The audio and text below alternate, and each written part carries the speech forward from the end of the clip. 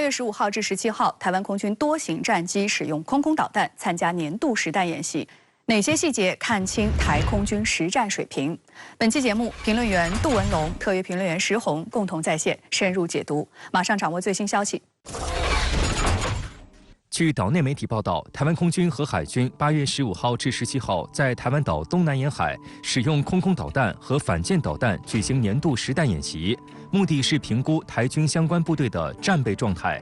报道称，台湾地区生产的 IDF 战机以及法制幻影2000战机发射由法国制造的米卡中近程空空导弹。 美制 F-16V 战机也参演测试 AIM-120中程空空导弹的性能。这样的演习主要还是演练一个空战夺取制空权这样一个目的。实际上，当然在台海，如果一旦发生战事的话，台湾当局应该明白这些所谓的先进战机，有可能 都无法起飞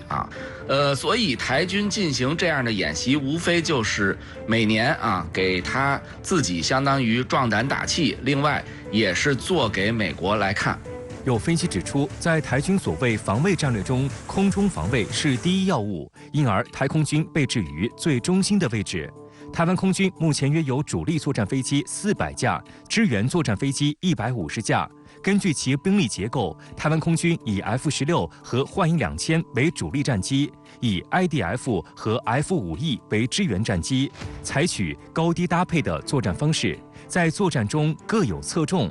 台空军这一套空中防卫作战想定，简单来说，就是在对空作战时，首先出动 F-16和幻影2000。一旦主力战机不足以抗击的时候 ，IDF 和 F-5E 支援战机也将参加对空作战。台空军在演习中发射的 AIM-120阿姆拉姆导弹，也是美国空军现役的主力中程空空导弹。 从1991年至今 ，AIM-120导弹经历了多次升级改造。岛内空军列装的是阿姆拉姆的 C5和 C7两种，最大射程超过100公里。从性能上说，仅次于美军装备的地形，在西方空空导弹家族中属于比较先进的型号。 值得指出的是，台湾地区早在2000年时就已经向美国采购了 AIM-120阿姆拉姆导弹，但是美国把台湾订购的导弹全部存放在关岛基地，一直到2003年才交付给了台湾，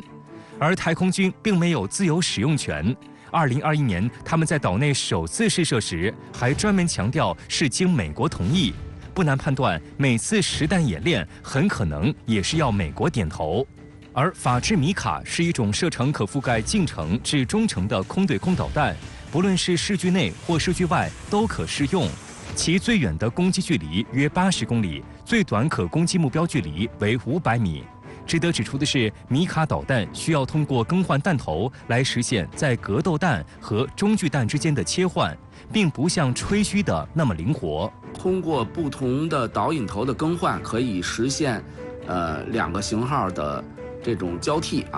总的来说，这种设计思想在上个世纪80、90年代还是比较前卫的它设想的初衷就是简化了研发，包括简化了空军使用时候的武器的种类数量，有一定的先进性但是这种设计思想放在今天已经落伍了因为正如很多评论所说的那样，两头都想兼顾，可能哪一头他都顾不好。 这是台空军日前发布的重要操演实弹射击的一环。整个操演从1号到25号在台岛东南部海空域实施，训练科目包括空对空、空对海、反舰、防空导弹实射等。然而，台空军借此展示战力，却发生意外。据台湾中时新闻网报道，台空军嘉义基地一架 F-16V 型战机8月9号下午在台东九鹏外海执行海空实弹射击训练，通用2000磅空对地炸弹投掷任务时，因炸弹投偏，导致偏离目标过远，未能命中目标。 强大的震波影响到在数公里安全距离外的台警戒海巡舰艇，造成舰上海巡人员误以为炸弹在近距离爆炸，有舰艇人员吓到不敢上船，甚至出现失眠幻听症状。有岛内网友讽刺：“只有更扯，没有最扯。”据了解，台空军目前所使用的 Mk84型2000磅型通用炸弹，专为美国海空军高速战机设计，是目前台军杀伤力最强大的炸弹。爆炸后，除了会产生强大的爆震波及杀伤碎片外，产生的弹坑直径可达18米，深度达5米。F-16战机一次最多可挂载4枚，威力相当大。根据操演当日状况，其实台海巡警戒艇都在炸射安全范围外，而 F-16V 进行炸射时疑似计算错误，炸弹并未落入目标区。台空军司令部当天深夜紧急发出道歉声明。据台媒报道，台湾空军清泉港基地于8月12号举行基地开放活动。而在10号上午进行各型号战机性能展示预演中，一架编号为1427的 IDF 战机在空中出现异常喷火事故，引得现场众人一阵惊呼。经地面督导管制人员通知飞行员后，飞机紧急降落，所幸人机均安全落地。台空军公布初步调查结果，该战机发动机正常，没有外来物损伤及内部损伤等情况。研判为发动机喷口护焰器气封片间隙过大，在开启后燃器时，发动机火焰从间隙喷出。台空军 IDF 经国号战机在飞行表演中突发状况，紧急降落，现场上千观众目瞪口呆。有岛内网民表示，台空军本想炫技一把，没想到竟然被狠狠地打脸了。那么，这款由台湾地区自研的战机有着怎样的性能呢？所谓蒸汽机为何不在先进战机行列？上世纪70年代，台空军面临装备的 F-104、F-5战机机体严重老化的问题，向美国提出希望购买 F-16AB 的意愿，也因为中美于1982年签订的817公报而落空。美国当时承诺，向台湾地区出售的武器在性能和数量上将不超过美中建交后近几年的水平，并逐步减少对台军售。F-16AB 显然在限制之列。于是，台湾当局提出要自研战机。美国虽然拒绝出售先进战机，却在背地里允诺提供技术支持。1983年，台湾当局正式展开自制防御战机 IDF 的研发，要打造一款双发轻型超音速喷气式战斗机，整个计划称为安祥计划。1994年 ，IDF 战机开始量产，被命名为经国号战机。最开始计划生产250架，但是此时台湾当局又向美法两国买到了 F-16AB 和幻影2000战机，最后 IDF 战机的数量减到了130架。不过 ，IDF 战机主要的研制工作都是在美国的支持下完成的。气动设计是由美国通用动力公司支持，发动机则由美国加雷特公司提供，航空电子系统由美国史密斯工业公司、利顿工业公司等提供支持，还有上百名美国人以个人的身份赴台参与研制工作。最终定型的 IDF 经国号战机参考了很多美国先进战机的机身设计，所以看起来更像是 F-5、F-16、FA-18的结合体。经国号战机长14.48米，翼展8.53米，最大起飞重量12.5吨，采用2台加雷特涡扇发动机，最大飞行速度1.8马赫，最大航程2780公里，最大载弹量3.9吨。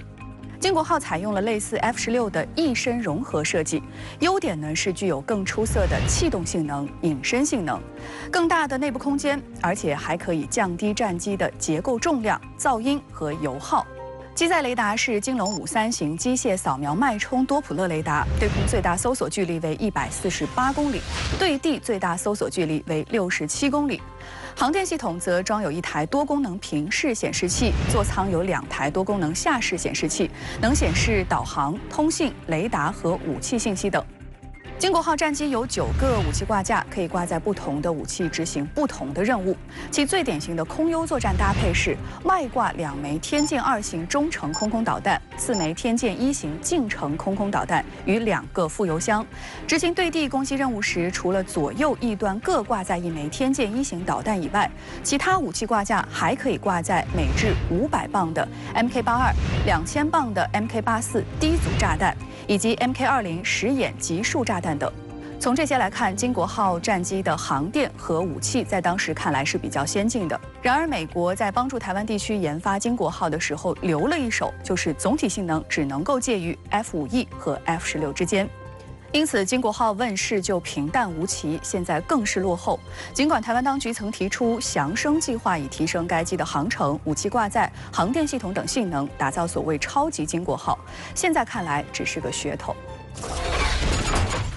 值得指出的是，太空军除了 IDF 战机以外，幻影2000当天的表演也因为发生故障而被取消。太空军1992年向法国达索公司购买60架幻影2000 5型战机，首架于1997年5月运抵台湾花莲港，并随即进入嘉山基地进行组装。经历1年半时间，60架于1998年全部交运完毕。不过，这些幻影2000战机仅配备米卡、魔术22种导弹和相关武器，仅能执行单纯的防空作战任务。被太空军用来执行台海空防、空中拦截、支援掩护等任务，至今已经服役超过25年。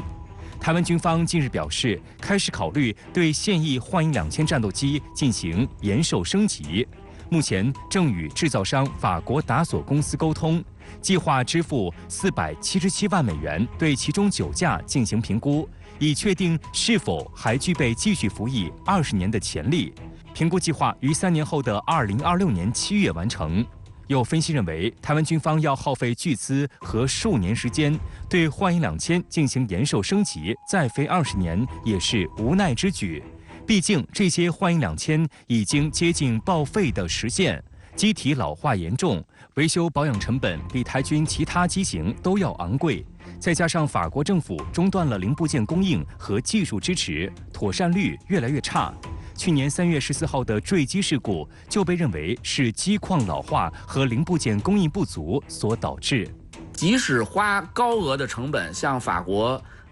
这个寻求延寿更新的话，那么它机体的一些框架，这个老旧是无法改变的。台军的幻影2000，这么多年来已经有6次坠机事故啊，造成了损失5名飞行员啊。然后又因为法制零部件的高昂，台军舍不得花钱，因此甚至于自己制造替代了一部分的低端的零部件，这个也为飞机留下了很多的隐患。总之，台军如果花大价钱升级这些幻影2000的话，可能达不到什么效果。此外，台湾当局向美国购买的66架全新 F-16V 战斗机，由于种种原因，交付时间一再拖延，至今来看还遥遥无期，导致太空军换机计划无米下锅。当然，这几年太空军已经在美国的支持下，对早年采购的 F-16AB 型战斗机进行了升级，已经达到了 F-16V 的标准。台空军以凤展项目为代号，由美国洛马公司与台湾汉翔公司共同将现有的140架 F-16AB 升级为 F-16V， 又以凤翔项目为代号，向美采购66架全新的 F-16V 战机。那杜先生，这对于台空军的战力会有多大的提升呢？无论是改进 F-16战斗机，还是新进购买66架 F-16V 战斗机，对于台湾空军空中作战能力的改进非常有限。首先呢，它是一个补丁工程。如果按照目前的改进计划，只升级雷达系统、火控系统，在其他方面不做任何改进，那么这样战机的隐身能力，包括空战格斗能力，并没有质的提高。综合打击能力跟之前的 F-16大致相同，没有大的变化和发展。第二，它是一个圈钱工程。现在无论是引进的新版 F-16V 战斗机，还是改进版本的 F-16战斗机，台湾都要付出巨大代价。而且美国以虚高的价格向台湾推销这种武器装备的配件。如果这些战机部署在开放暴露的基地，那么遭受各种武器装备攻击的可能性也在进一步的提高。大把的台币换来的有可能是一堆废铁。台空军一架 IDF 战机日前在飞行表演预演中，机尾突然喷出火焰，紧急降落。台空军研判这是发动机喷口护焰器气封片间隙过大导致。石先生，您对于台空军公布的初步结果怎么看呢？台湾地区空军说法呢，显然是在掩盖问题啊。但是呢，台湾地区空军的说法呢，也表明 IDF 战斗机在发动机尾喷口的收敛扩张叶片方面呢，可能存在密封性不严的问题，这对于战斗机的性能影响呢是很大的。因为呢，喷气式战斗机主要就是依靠呢发动机尾喷口呢向后喷气，然后呢采取呢向前推进嘛，同时呢再依靠战斗机的其他各种控制舵面，形成了空中的机动性。如果推力不够，那显然呢，战斗机的机动性能也就不高。而收敛扩张叶片啊，它就是控制的喷气能力的。在密封性方面啊，要求呢非常之高啊。如果呢密封性不严，这首先呢就是会导致推力损失啊，而且呢还有可能引发火灾。看看呢这次 IDF 战斗机呢，就是发动机尾喷口这儿突然喷出火焰了，这就表明呢它是存在安全隐患的。所以呢，这对于台湾地区空军来说呢是很严重的问题。而台湾地区空军呢现在还极力进行掩盖啊，这呢就不是一种负责任的态度嘛。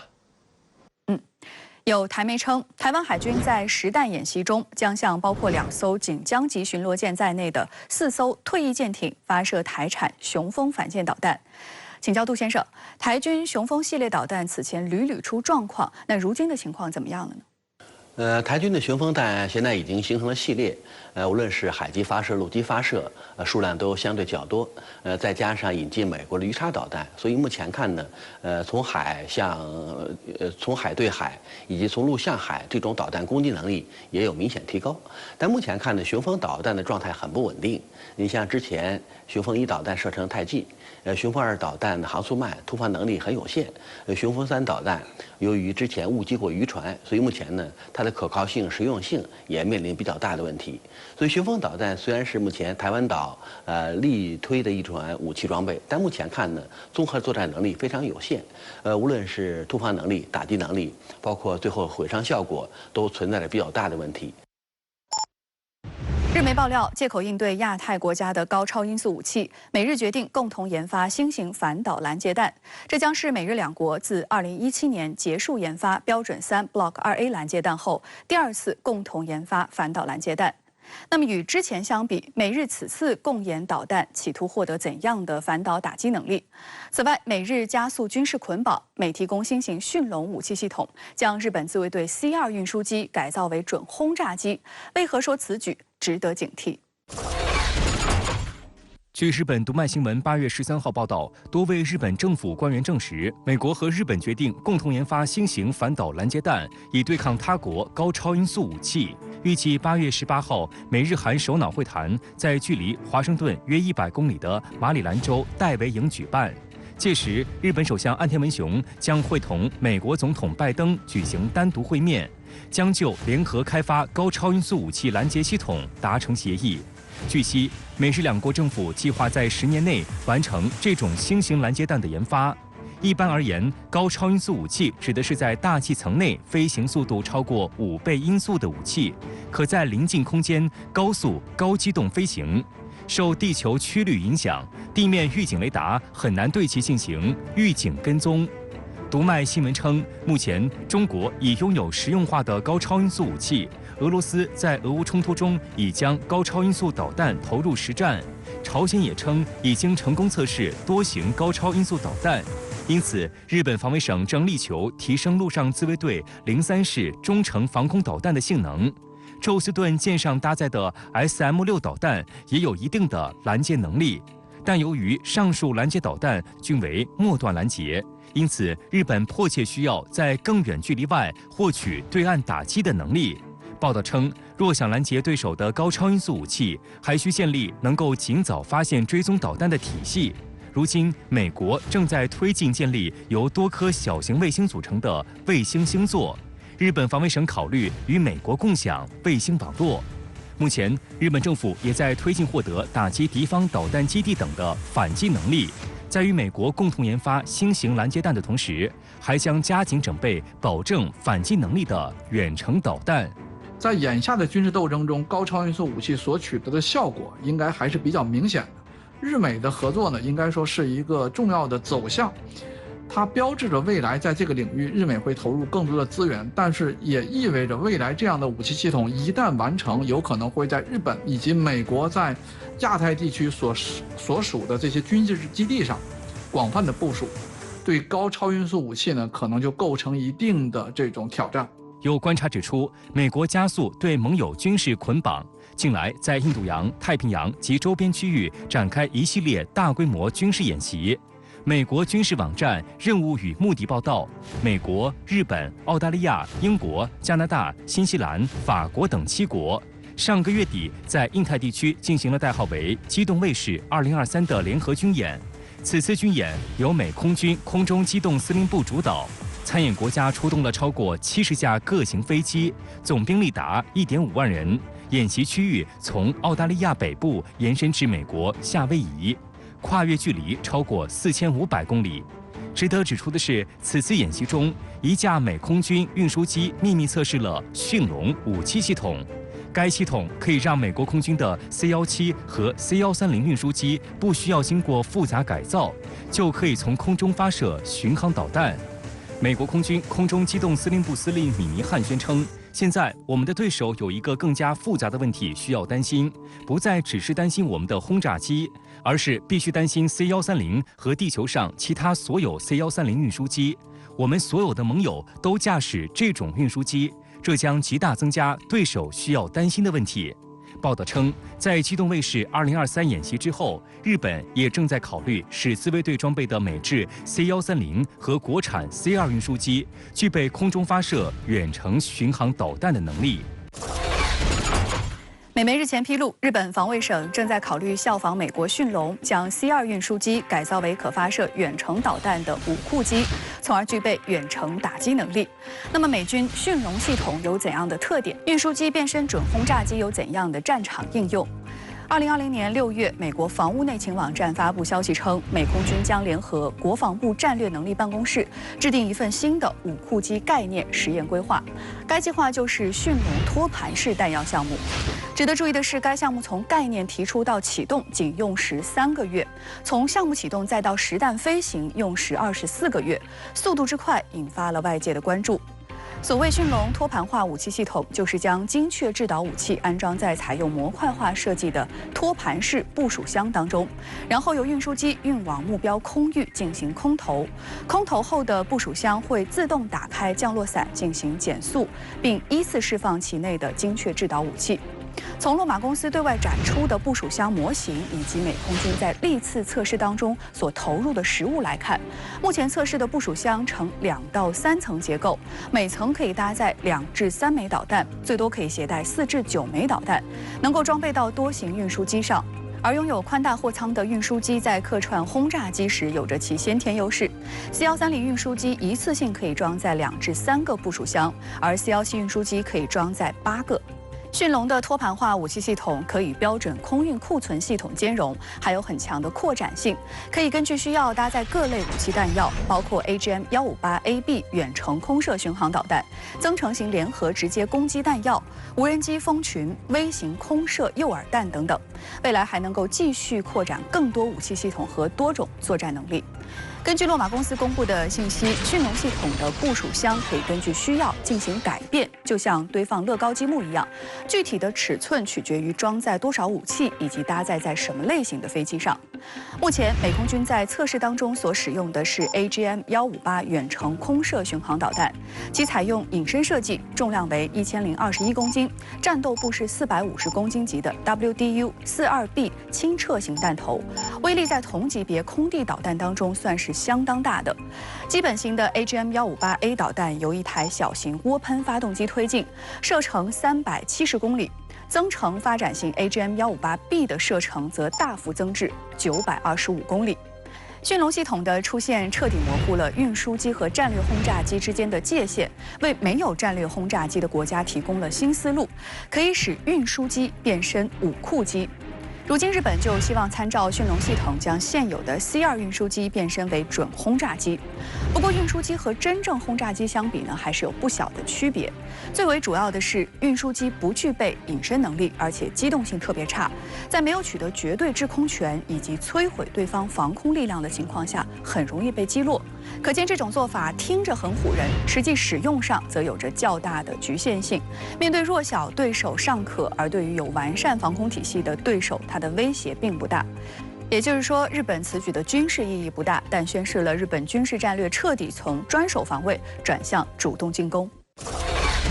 据日媒报道，日本防卫省在2023财年将拨款2540万美元用于为 C-2运输机配置驯龙系统，此举将绕开日本宪法第9条日本不能拥有轰炸机的规定，将 C-2运输机改装为可发射导弹的武库机，使日本拥有准轰炸机。有分析指，日本自卫队近年来不断强化远程打击能力，都是在美国默许和支持下进行的。不排除日本 C-2运输机未来可能会用来发射从美国引进的 AGM-158B 巡航导弹。这款导弹的射程接近1000公里。我个人认为，日本对外作战的能力实际上一直都存在，它只是受制于2个因素，一个是日本国内的法律是否许可日本对外使用武力，第二就是美国的态度究竟如何。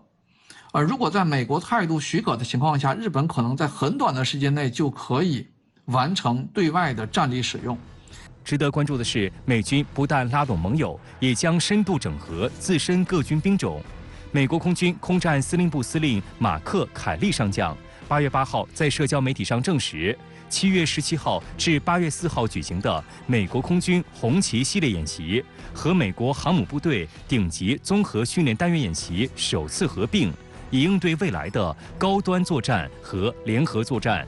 美国空军红旗系列演习主要在内华达州庞大的内华达测试和训练靶场内举行。不过，本次红旗233演习打破了常规。开源的在线飞行跟踪软件显示，本次红旗演习的部分演习地点位于南加州海岸附近，那里经常用于美国航母部队顶级综合训练单元演习。而参加演习的飞机包括美国空军、国民警卫队空军的 F-22，也直接从美国海军圣迭戈基地的北岛海军航空站起飞。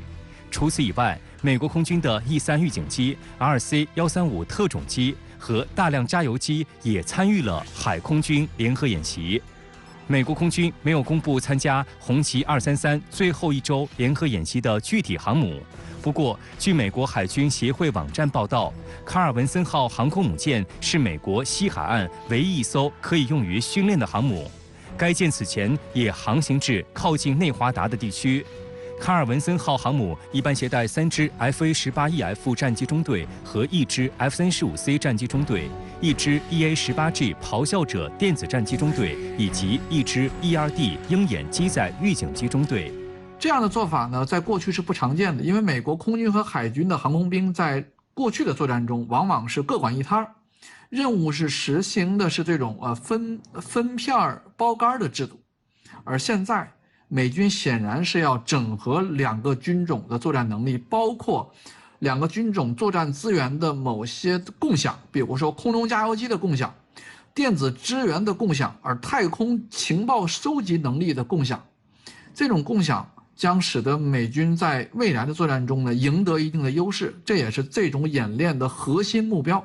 对于演习的具体科目，美国空军直言不讳称，这是为了应对中国。内华达州内利斯空军基地第414战斗训练中队的负责人、美国空军温特伯顿上校在新闻发布会上谈到今年的红旗军演时表示，五角大楼优先考虑中国作为我们的头号挑战，通过在具有挑战性的环境中共同训练，美国空军和海军增强了他们的联合能力。尽管部分演习科目是保密的，但美媒透露了一些内容。本次红旗演习中包括了更复杂的目标区域和练习多光谱伪装和隐藏技术的有关科目，还包括了以印度太平洋司令部为中心，让美国空军力量在可接受的风险水平下进行再次攻击的现实情景。对用运输机搭载导弹的驯龙系统，美空军将领米尼汉宣称，现在我们的对手有一个更复杂的问题需要担心，不再只是担心我们的轰炸机，而是必须担心 C-130和地球上其他所有 C-130运输机。杜先生，在您看来，这个驯龙的威胁大吗？驯龙系统是美国把运输机变成轰炸机的一个托盘工具。如果今后把 AGM-158 包括其他通用武器装备，通过托盘方式使用运输机发射，这样美国大量的运输机就可以变成轰炸机。但这种方式虽然攻击隐蔽，只能够完成第一波次的打击行动。那么之后所有的运输机，包括类似的平台，都会成为对方攻击目标。运输机航速慢、个头大，机动能力非常有限，在对方防空反导体系面前，生存概率非常低。再加上 AGM-158。导弹射程并不是太远，如果多层次拦截，对这种武器装备有较强的拦截效果和毁伤能力。关键是美国开了个坏头，如果把自己的保障装备，包括今后的民用武器装备，全部纳入战略轰炸机的作战范畴，那么全球范围内攻击目标将会出现重大混淆，军民界限将会完全消失。这个状态下，误击误射，包括造成其他意外情况的可能性也在明显增加。所以驯龙系统并不可怕，关键是美国把军民界限相互抹杀所带来的后果非常严重。按照日本宪法第9条规定，日本自卫队不得拥有轰炸机。而如今，防卫省计划借鉴美空军驯龙系统，将 C2运输机改造为可发射远程导弹的大型空中平台。石先生，日本的真实用意是什么呢？日本此举的真实意图呢，是想在最短的时间内拥有强大的远程空中打击能力。因为呢，日本很清楚啊，如果呢自己现在去研发轰炸机，不光是在舆论上会受到很大的压力啊，而且呢，时间上呢也来不及啊。因为呢，先进的轰炸机呢要研制的话，那没有上10年时间是根本不可能的事情，而这个时间呢是日本等不起的。所以呢，日本现在呢就想把现有的运输机去进行改装，让它能够呢在很短的时间内啊，就具备呢类似于轰炸机的远程打击能力嘛。所以呢，这就能够看出来，日本现在是加速呢。从专守防卫转向了主动进攻，而且呢，日本现在的主动进攻能力啊是在迅速扩大的。要知道，日本不光是发展的空中远程打击能力，而且呢还要让海上自卫队和陆上自卫队呢具备强大的远程打击能力。目前，美国海军和海军陆战队还在举行第2届代号为大规模演习的军事联演。美军方声称，参演兵力达2.5万余人，演习地域跨越22个时区，规模之大非常罕见。那么，美军如此高调举行全球性军演，是怎样的冷战思维在作祟？将动态演练科目主要放在亚太地区，有什么针对性？演习中又在测试哪些新型作战概念？据美国国防部消息，美国海军和海军陆战队于8月9号至18号举行第2届代号为大规模演习的大型军事演习。与首届相比，此次演习规模更大，覆盖海域更广。按照美国海军的说法，大规模演习将让美国海军和海军陆战队演练如何将分散在全球的作战力量联系起来，共同行动。美国海军认为，在未来的高强度冲突中，传统的航母打击群很容易遭到对手的集中打击。为避免一锅端，美国海军需要将兵力分散部署，而将分散在各地的数十艘舰艇、大量飞机和地面部队通过信息化网络整合在一起，又面临着指挥、控制和后勤方面的巨大挑战。这促使美国海军作战部长麦克吉尔代上将在2021年开始推动举办大规模演习系列演习，当时演习区域横跨17个时区。今年演习根据上一届的经验，将扩大全球美军的参与范围，演习区域跨越22个时区，汇合6支航母打击大队、3支2栖攻击舰编队、25艘舰艇和50艘虚拟参演舰艇。总兵力包括6个司令部、7支舰队，总计2.5万余人。美媒称，此次演习由美国海军舰队司令部司令达里尔·考德尔和大西洋舰队陆战队司令布恩·卡瓦诺共同指挥。为了确保模拟的全球海上军事冲突更贴近实际情况，前美国海军太平洋舰队司令、前欧洲部队司令在内的15名退役将领还在演习中担任高级指挥官。按照演习方案，各演习场的数据将分别发送至9个海上作战中心，经整理后汇总到诺福克海军基地海战发展中心中央指挥室。和2021年大规模演习相比，这一次演习规模由17个时区跨越到了22个时区。这里面不仅仅是欧洲和大西洋，还包括印太地区。这表明美国就是要打2场战争。这2场战争，一个是在欧洲，在大西洋针对俄罗斯；另外一场战争就是要在印太地区。美军调动全球范围的兵力大搞军演，自然引发高度关注。按照美军的设想，大规模演习每2年举行一次，演练大国竞争背景下进行大规模海上冲突的演习会越来越多。在大规模演习之前，美国海军在全球范围内同步举行如此大规模的军演，还是在冷战时期的1981年。值得指出的是，美军在亚太地区炫耀武力的同时，还着重测试分布式杀伤、对抗环境下的滨海地区作战、远征前进基地等作战概念，并强化网络战、太空作战等能力的运用。这些都是美国近年来围绕大国竞争制定的新型作战概念，经常在亚太地区上演，具有很强的针对性。美媒称，演习将同时在不同区域举行，以分布部署、多方出击方式展开。福特号航母打击大队为大西洋方向主要海上战力，里根号航母编队和美国号2栖攻击舰编队分别从澳大利亚东西海岸出动，开展攻击、牵制等行动的演练。在滨海地区作战演习中，美国海军将组成以航母打击大队为外围，宙斯盾舰居中、2栖攻击舰和滨海战斗舰近海部署的阵列，并在支援、封锁、截击和进攻等不同作战任务中灵活调整编组模式。那么分布式是什么概念？就是把所有的作战能力分布在各个航母，分布在各个2栖打击群，包括盟友的2栖打击群，包括盟友的航母战斗编队。那么所谓的滨海，滨海是什么概念？就是要依托于自己的海军陆战队加上自己的2栖打击群来实施对目标国家滨海作战。这个滨海作战是具有很强的对抗性，再加之所谓的前线延伸的这种军事能力。前线延伸的军事能力就是要依靠美国的海军陆战队来进行所谓的跳岛战略。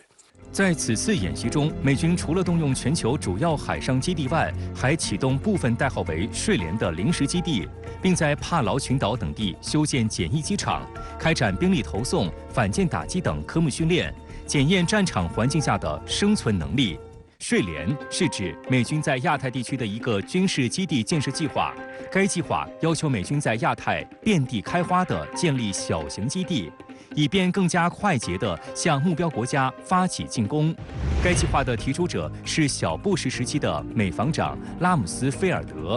公开资料显示，911事件后，小布什政府以反恐为由，加紧实施睡莲计划，希望将小型基地打造成美军全球作战的机动跳板、作战部队轮换地和军需补给点。这些小型基地有着十分突出的战略价值，就像是池塘中的朵朵睡莲，可以作为美军的进攻跳板。